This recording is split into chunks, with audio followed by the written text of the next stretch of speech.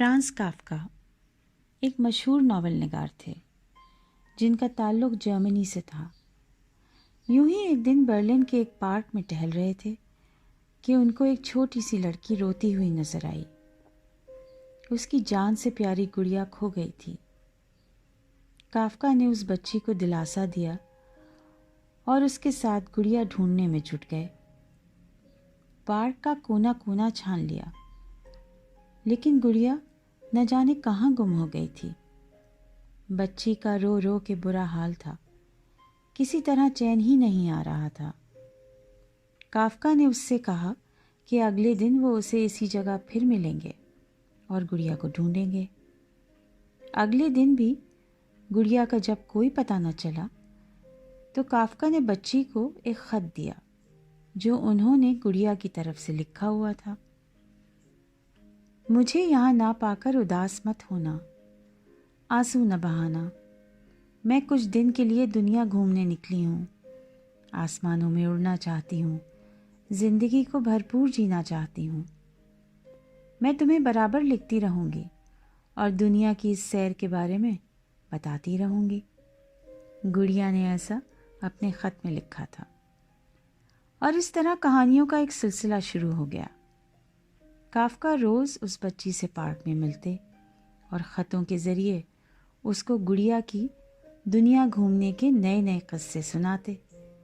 بچی بے حد خوشی اور دلچسپی سے انہیں سنتی اور اسی کے ساتھ ساتھ گڑیا کے چلے جانے کا غم بھی بھلا بیٹھی۔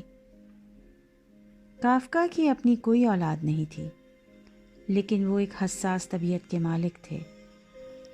بچی کا دکھ ان سے دیکھا نہ گیا اور بہت پیار اور ہمدردی کے ساتھ انہوں نے یہ خیالی سفر کی شروعات کی، اور یہ کہانیوں کا سفر ان کی زندگی تک جاری رہا۔ پھر ایک دن انہوں نے ایک اور گڑیا اس بچی کو لا کر دی۔ بچی دیکھتے ہی بولی کہ یہ تو میری گڑیا جیسی ہے ہی نہیں۔ کافکا نے اسے ایک اور خط دیا جس میں گڑیا کی طرف سے لکھا تھا کہ وہ اب بڑی ہو گئی ہے اور دنیا گھومتے گھومتے اس میں بہت ساری تبدیلی آ گئی ہے۔ بچی یہ سن کر مطمئن ہو گئی اور خوشی سے اس گڑیا کو اپنے گھر لے گئی۔ سال بھر کے بعد فرانس کافکا اس دنیا سے رخصت ہو گئے۔ کئی سالوں کے بعد جب وہ لڑکی بڑی ہو گئی تو اسے اپنی گڑیا کے اندر رکھا ہوا ایک پرچہ ملا جس میں کافکا نے لکھا تھا، تم جس چیز سے بھی محبت کرو گی وہ کبھی نہ کبھی تم سے دور ہو جائے گی، لیکن کسی اور شکل میں محبت دوبارہ تمہاری زندگی میں ضرور آئے گی۔